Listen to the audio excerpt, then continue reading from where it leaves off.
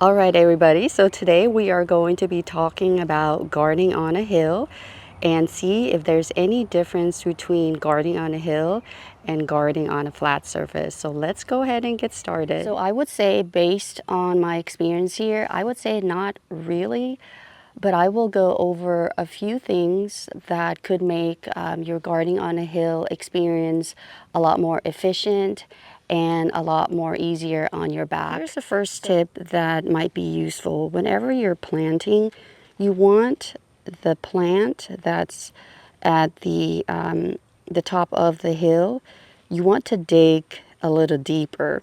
So when you're starting out, dig a little deeper up here versus down there. So that way, if you have like a huge rain or wind or whatever, it's able to support itself better rather than toppling over. So that would be a good trick.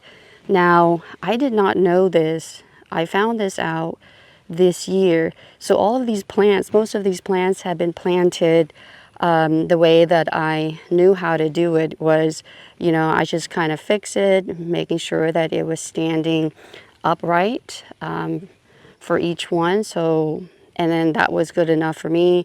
I kind of look at it and see if it was standing up straight or not. You can see that one's kind of at a lean, but when it does mature, you really can't tell. And if you look at it, it's kind of when it does grow, it'll look like it is on a hill. So it all works out. That's what I mean. It really doesn't make a huge difference. But maybe if you have like a big plant, if you are planting a big plant, it's better to dig at the top a little bit deeper when you're digging the hole versus the bottom. So that way your plant is not going to tumble over. And with a bigger plant, I would say it might be, it actually might be a lot more useful to do it that way for the safety of the plant. But so I would say that if you do plant small, I recommend you do plant small actually, because all of these plants were planted when they were small. And because you do that, it's easier to not make a mistake, and it's easier to make sure that they are standing up straight versus if you have a bigger plant. So it's definitely easier. So this hill is a lot more steeper, and all these plants, the big ones, the arborvitaes, they were planted when they were all small as well. And as you can see, I think I did a pretty good job. And sometimes, they adjust themselves as well to get themselves up straight. So what I did was, before I knew about, digging the top part, the top of the hole a lot deeper, they were planted small. So I just dug the hole and then just came out here to kind of visualize to make sure that everything was straight. So digging it, deeper at the top versus the bottom, that will make it more efficient for you. So that way you're able to get it all done a lot more quickly than if you didn't know about that trick. You're just going to be going back and forth like I did, just trying to look to see if everything is pretty much straight. So the next, I guess I already went on to the next tip. So the next tip, of course, like I mentioned, would be to plant small. It'll be easier to plant something on a hill that is smaller if you can. Now, if you can't, like I mentioned, just go ahead and plant it. Make sure that the top of the plant, the top of where the plant is at the top of the hill, make sure that the hole is dug up a little bit farther down versus at the bottom of the hill there. So that way you can guarantee that it'll sit a lot more straighter, and it'll be more protected in case you get like a huge wind or whatever. It could be just gravity and things like that. So the next tip may help those of us who have back issues such as myself. So before I talk more about this tip, I want to say that I am not a physical therapist. I am not a doctor. Make sure that you get clearance from your doctor, whether you could work on a hill or any physical activity at all, and make sure you know the proper way of doing things, of moving, so you don't hurt your back even more. So even if you don't have a back issue, I think this tip could help you out and it could delay your back issues. So anyway, when you are gardening on a hill and you're starting the garden for the first time and you have multiple plants, make sure that you start from the bottom of the hill and work yourself up the hill. It just works better that way. And trust me, I have had experience with that, working both ways without even realizing it. So working down the hill is better because you don't have gravity working against you.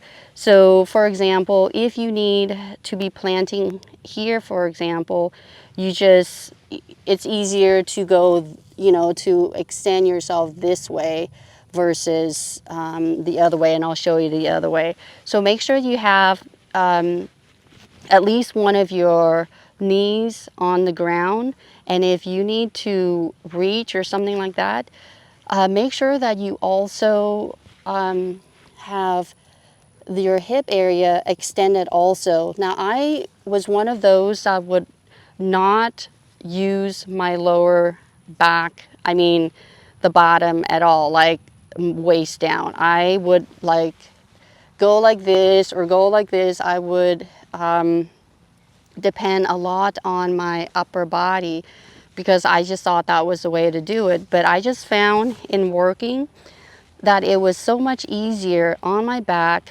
when all I had to do was just extend it. Like I'm not using my back right now. I am just extending the lower part of my body to reach.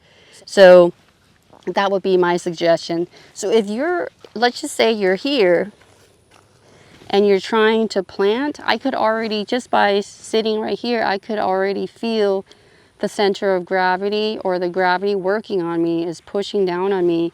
If I'm going like this, it just makes it harder. But just know that you're putting more strain on your back when you're leaning this way, because now your weight, maybe your upper body's weight is over this right here. Sometimes it might be better to just put your other foot over like this. It makes it a little bit better, but definitely not when you're right here.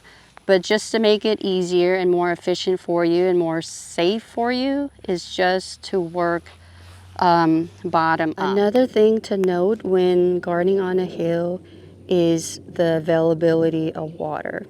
So as you know, whenever you have water, and let's just say that's the top of the hill, water, as you know, will flow from the top of the hill all the way to the bottom.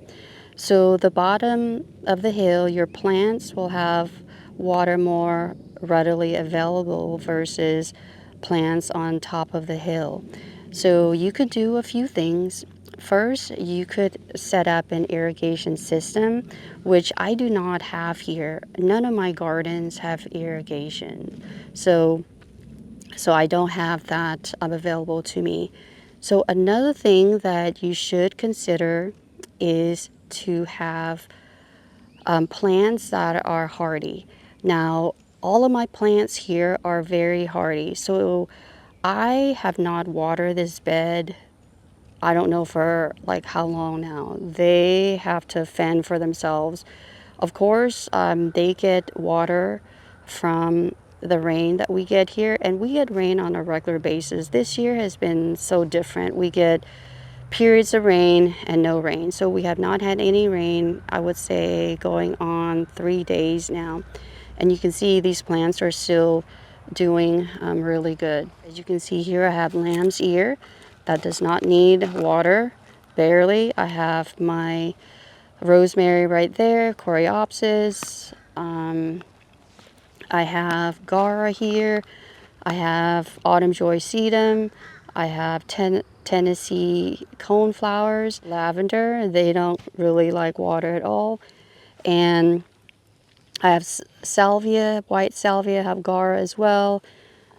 autumn joy sedum. I have another sedum right there. And I do have the Chinese snowball viburnum right there. And it's pretty hardy as well. It's very established already, so I know it's gonna do fine. It's getting water deep down. And then this yucca plant, of course, it doesn't need a lot of water either. So that is my trick for having a hill garden here that is low maintenance, does not require a lot of watering, which is very useful, especially when I don't have irrigation at all. And same thing on this side. A lot of the plants I have here are very hardy. I don't water here as much as I should. So, and I have done that intentionally too, because I know that we get pretty good rain over here when we do get rain, so that really helps a lot. And I have some new plants there, and they look like they're doing pretty good as well. As you can see, there's not a huge difference between gardening on a hill versus gardening on a flat surface. You just have to be mindful of certain things or certain strategies when you're gardening. Well, that is it for this video. I hope you found it enjoyable and helpful. And until my next video, take care and bye for now.